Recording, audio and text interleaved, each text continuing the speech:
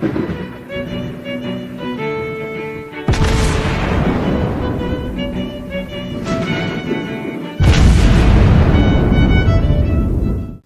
everyone, and welcome back to World of Warships Blitz with Terry. Today we are at the Tier 10 in the new hybrid battleship carrier line that's upcoming for the American tech tree, and this is the USS Louisiana. It is apparently a Montana class hull, but instead of the regular superstructure we get sort of a flight deck in the middle. It's very, very similar to the Delaware Tier 9, so we don't need to get into too many details. In fact, let's just get straight into it, because I'm going to get these videos out back to back pretty much, and start comparing her to the Montana and see what the difference is. Now, obviously, the Montana has legendary equipment, which the Louisiana does not get. She gets, as is common by now in this line, one less rapid reload. She does, however, get the Def AA1. So that kind of starts an interesting question about the choice of captain skills, but we'll get to that later on. She does have less hit points than the Montana at this point. So we've seen previously that these ships actually had more hit points, but this is not the case here. And the armor is, as we are by now accustomed to, pretty bad. So worse armor than the pretty averagely armored American main battleship line. She is a tick faster and more maneuverable, although I am putting very big air quotes around the word maneuverable at this point. For all intents and purposes, the ship can turn around, but it generally doesn't want to very much. Now, the thing about the Montana is that the Montana has a lot of guns. A low caliber with 406mm or 16-inch for a Tier 10 battleship, but in return she makes up with the sheer amount of them because she gets 12. The Louisiana gets fewer than that, but she has a very interesting quadruple turret in the rear, where we had the twin turret on Tier 9. Which leaves us with 10 guns, which in all is not that much fewer than what we would otherwise have. The range isn't quite the same, but still very good, and the armor-piercing damage is a bit better. Other than that, these are the same guns, and these guns hit hard. These are American Super Heavy shells. They do have a punch. The secondaries are completely identical, and obviously the Montana does not have planes. The AA... again, is hilariously good. Not so much because of the alpha damage already is monstrous, but 3-kilometer range on the small caliber AA, that makes it seriously tempting. Even though this is just a defensive AA1, it makes it seriously tempting to use the respective captain skills for getting a second one. So how does the air group hold up against the Midway's air group? Let's take a look. And we'll start out with the dive bombers. Obviously, the Midway's dive bombers are... we have the same setup like in Tier 9. The Midway's dive bombers are having groups of 5 with one bomb per plane, but it's a very good bomb, whereas we get groups of 3, which can take a lot less punishment from AA, and drop 2 bombs, which individually are not very good. So we do have a slightly better fire chance than previously, but other than that, it's very comparable. No torpedo bombers, and the fighters again are... they're not as bad, but they're not also as good as the Midways. The preparation time is a little bit less atrocious on the fighters, but again, 10 seconds per plane on the dive bombers is quite hilarious. So all in all, this is a very linear progression from Tier 9. We do have a massive AA platform, because all of these dual purpose guns in elevated positions and all of that on the rear and a couple in the front, which, by the way, if anyone is manning that thing in the front, whatever that is that an AA gun? That is probably an AA gun. If anyone's manning that thing in the front, they're seriously brave if that ship ever fires over the bow. Anyway, yeah, lots and lots of guns. Lots and lots of AA, the quite questionable elevator setup that we've got here, and again, no float planes, so we're assuming that they'll be ditched and then fished out of the water by means unknown. But we do have that honking big rear turret in now with 4 guns. Setup-wise, I just want to draw your attention to the hilarious amount of blueprints that you need for that ship, because you've got, except for torpedoes, pretty much everything now at this point. Setup still going to be the same. It's going to be a ranged build. I'm going to play exactly like the Tier 9 on a ranged artillery build. And in that regard, the equipment choice is also exactly the same. I'm going with the artillery plotting room. You could be tempted, actually, to use the auxiliary armament here. And I wouldn't blame you, because that gives you an extra 7% AA range. And that thing is already an absolute monster when it comes to AA. So if you decide to become a floating no-fly zone, then it would be a choice. But personally, I would recommend going with the main battery firing range and just stacking that up so you can use your guns effectively. And I am actually sailing with concealment here instead of steering, because honestly the ship doesn't turn no matter what you do. Same is true for the Montana, but this thing does not turn very well. And as usual, I have played with 2 setups, with one with a regular commander and one with, we just need to move over from the previous one because he was temporarily reassigned there, Bull Halsey. So here comes the interesting question, right? You can, and in retrospect I probably would, use the battlefield support and the air defense expert. Now, the victorious charge from Halsey is a good skill to have here.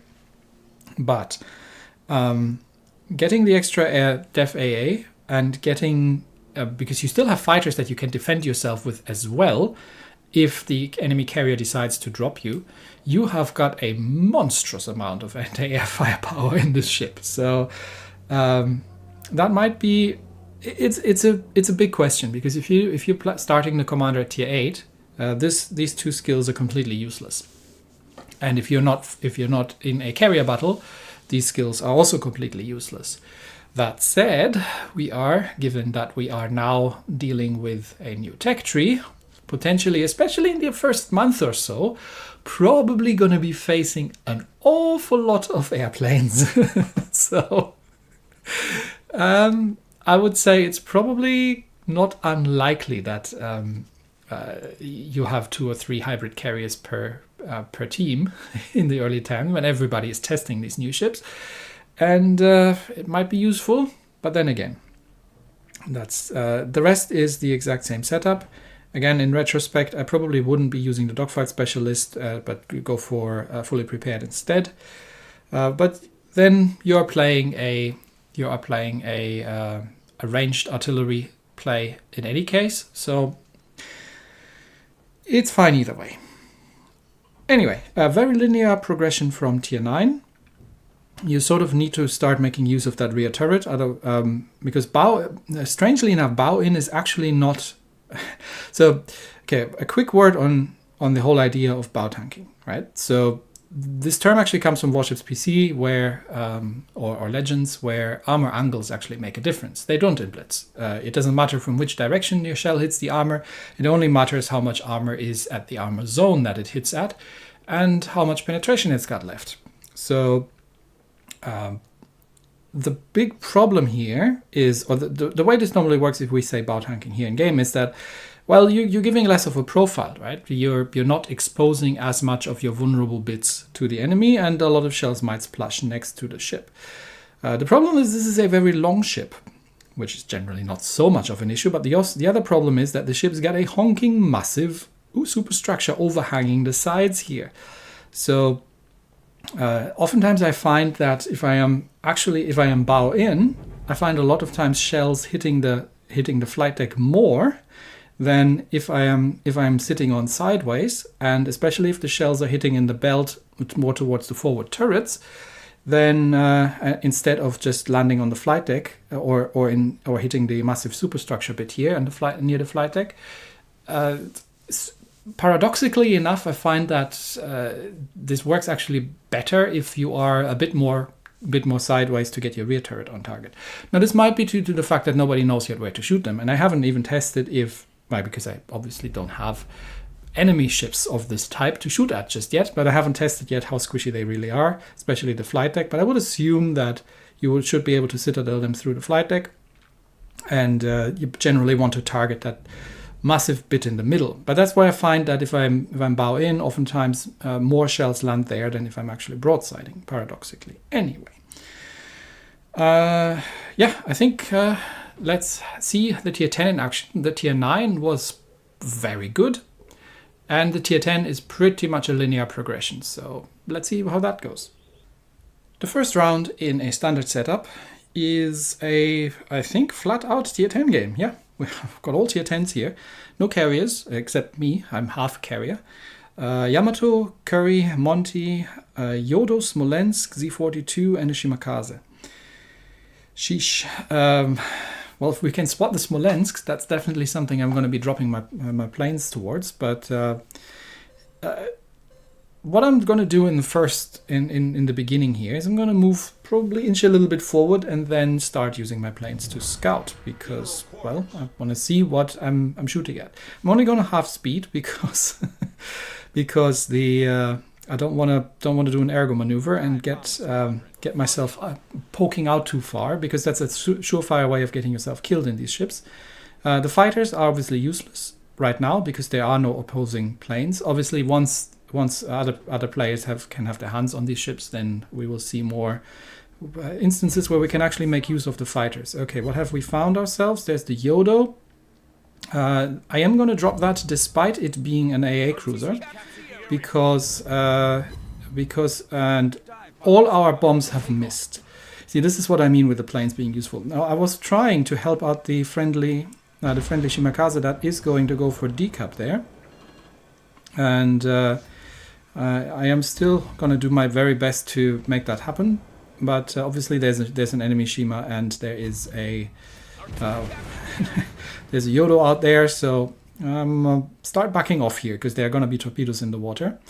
Shimakaze has dropped his smoke screen, so I'm just going to get that island between myself and potential torpedo threats, and at the same time try and do something about that cruiser. But it looks like I have completely missed. So let's get the rapid reload up and see that we can make ourselves useful while the enemy team has something else to shoot at. Again, shooting at the cruiser. And I think I've got a Christopher Colombo with me. Yep, there he is. That's better. And he has run into the Shimakaze torpedoes as well. So instant citadel, that's much appreciated.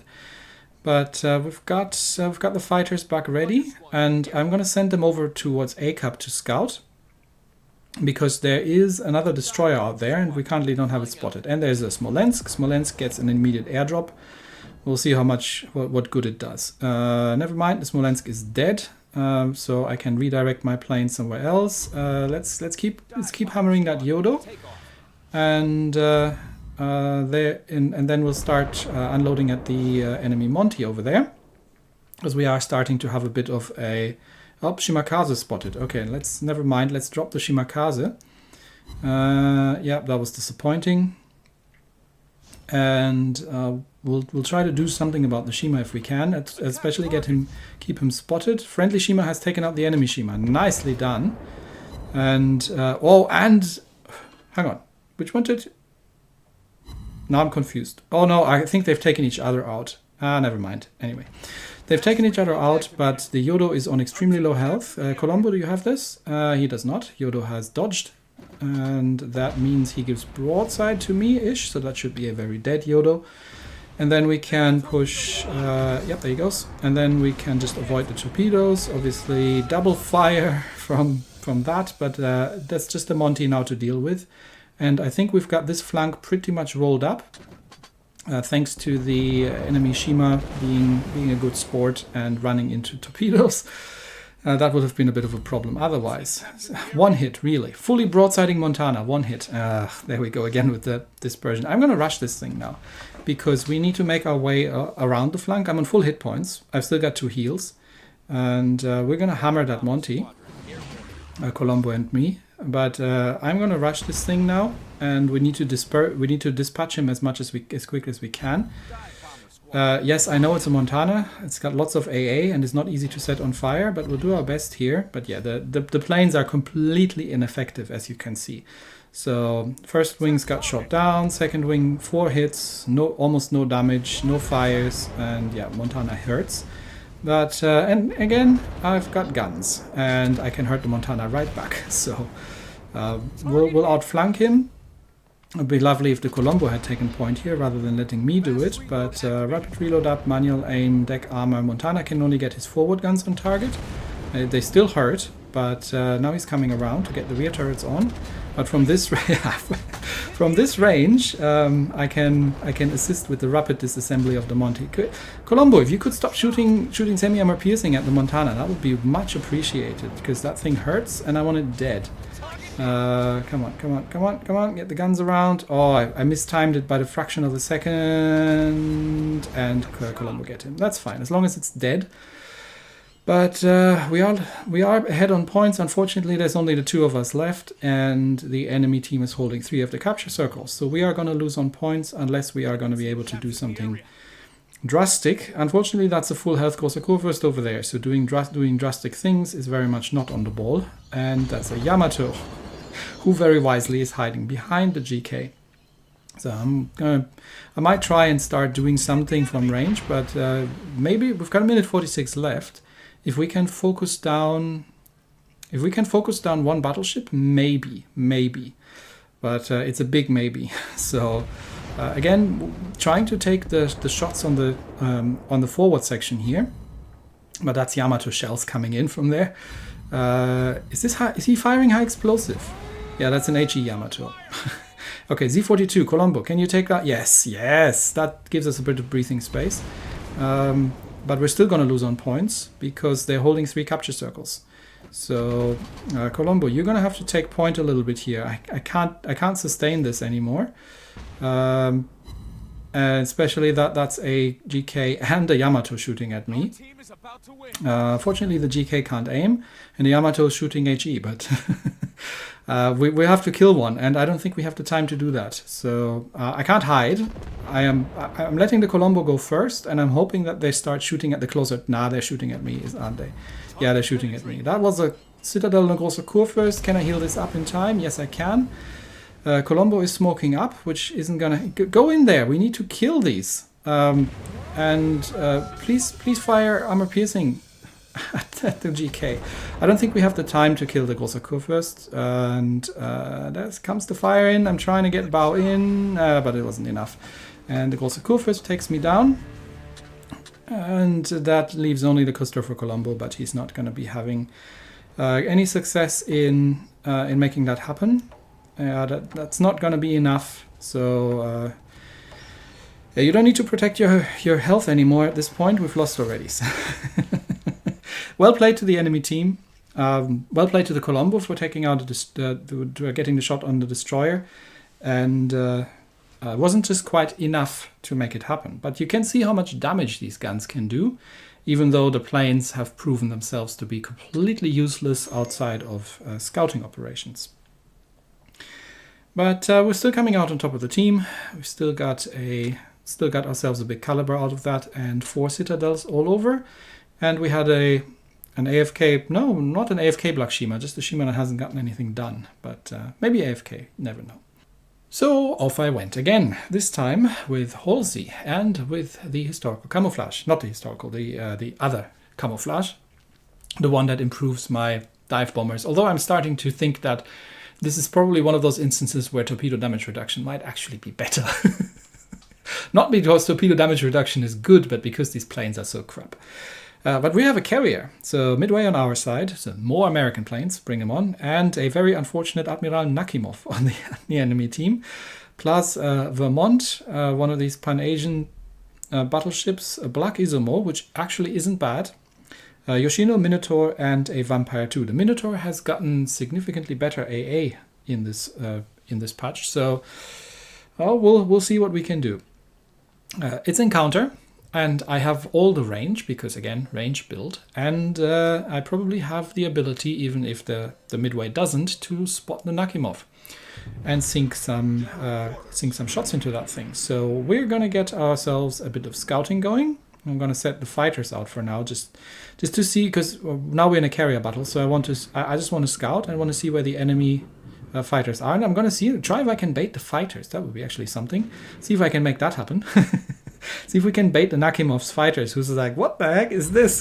Why are there so many fighters out there? Have I caught them? There's the vampire. That thing's got some AA. I'm not sure if I've caught the fighters, but I might have. I might have. I don't know. Have I? They're following me, that's for sure. Let's send them back home and send the dive bombers out to do some scouting and see if we can find us. Yeah, we might have. I might have captured the fighters. Go me. Yeah, there's the Nakhimov. Oh, you don't want to do that, Sunshine.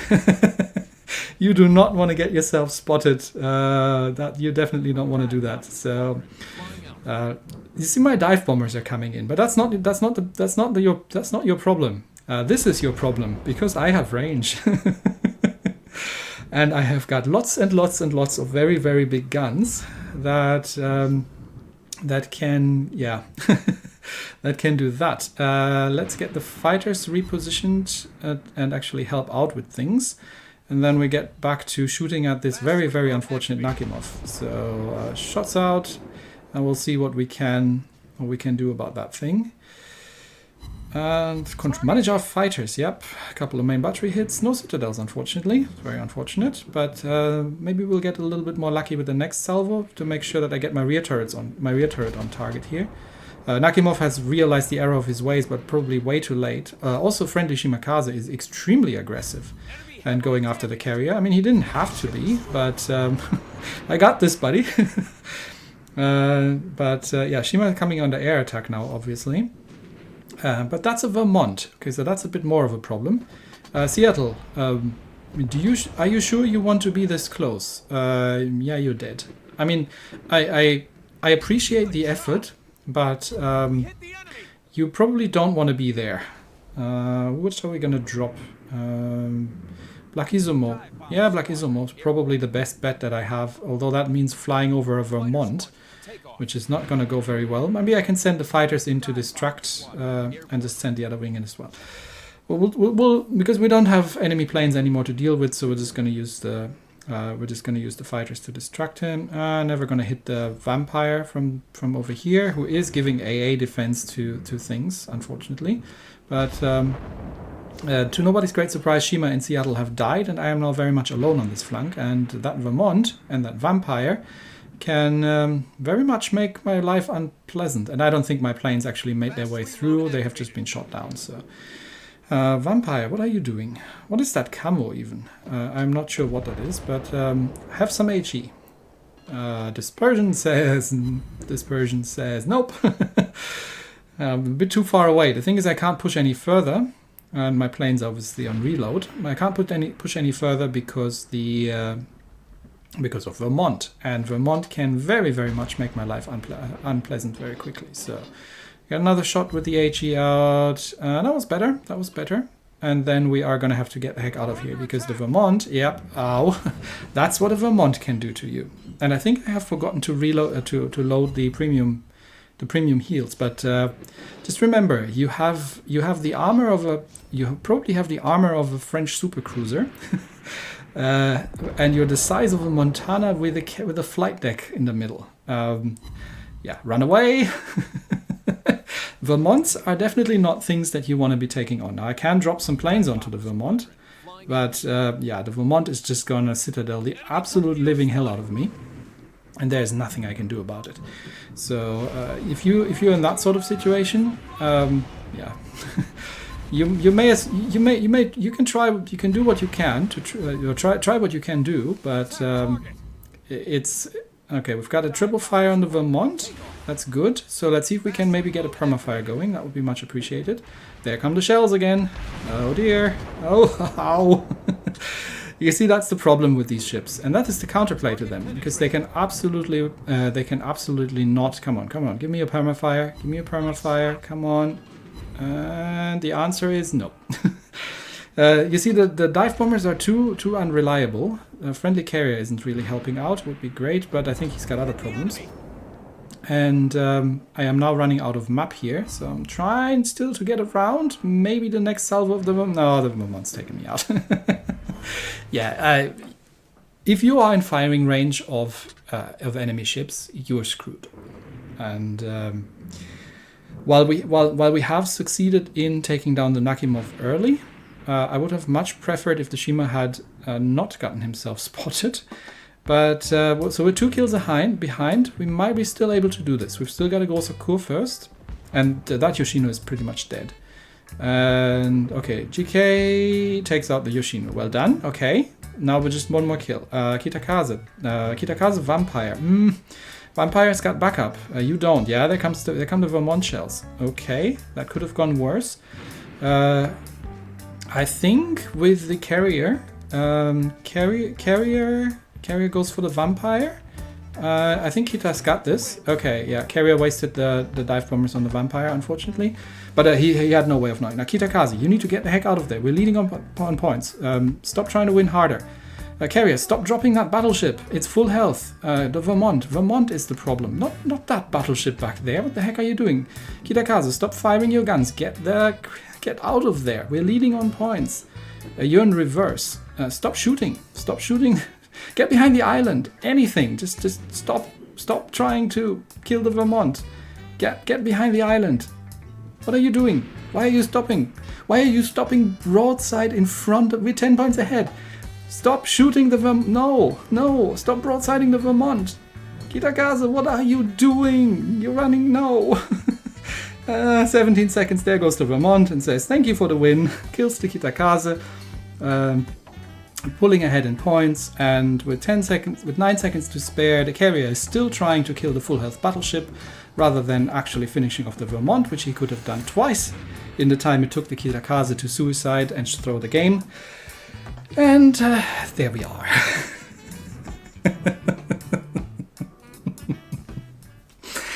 So, honestly, I almost feel like this is a Italian battleship situation where the Lepanto was sort of my sweet spot. Weirdly enough, at tier 9 almost. I think the progression here from the tier 9 is nice, but it's a good ship. It's a good ship just like the tier 9, but it is a tier 10, so you're going to get into tier 10 games every time. With the tier 9, you have a chance to get into a tier 9 game, which then has tier 8s on the enemy team. I feel like for tier, the tier 9 is the strongest out of the bunch, and the 2 extra guns on the tier 10 don't make the hugest difference, but both of them are very good ships as they stand, in my opinion. There's definite counterplay, so if you've got any AA whatsoever, just shoot the planes down. They're not that dangerous, unless they come in massive bunches, or you have, I don't know, triple divisions of these things that are coordinating, that sort of mayhem, but then that's a problem in any ship. If you are being shot at, well, shoot back, because these things have poor armor, they're huge, and as you can see, a Vermont can basically dismantle this thing in 3 salvos. So, yeah, you don't stand a chance in a fight with an actual battleship if they know what they're doing. Yeah, so all in all, I think this is interesting. I don't think it's going to throw the game off massively, because I think these ships are going to have a reasonably high skill ceiling, and most people will, after the initial excitement has worn off, probably put them to the side. And I'm expecting to see a handful. It gives the AA something to do in rounds without carriers. It might make AA builds on cruisers a little bit more viable, but all in all, I don't think it's going to massively throw off the overall game balance. I think they're in a decent spot. Wouldn't be surprised if they might be slightly nerfed still, but I don't see a huge nerf coming in. I think they're in a decent spot as they are, and yeah, I'm personally probably not going to grind the line because I don't appreciate the whole carrier gameplay. But for somebody who's new to the whole carrier thing, and who just wants to have dive bombers to deal with, then that's one thing. I think fighter management could get in the way of actually using your guns, so there's that. But yeah, for some of you out there, for carrier players who want to dip their toes into the big gun game, and for battleship players who want to dip their toes into aircraft, then maybe that's a decent middle ground. But all in all, I don't think it's going to make a massive difference. Anyway, we'll see when the lines come out, and I might be proven completely wrong, but we'll find out. That's it for me today. Have a good day. See you all. Bye-bye.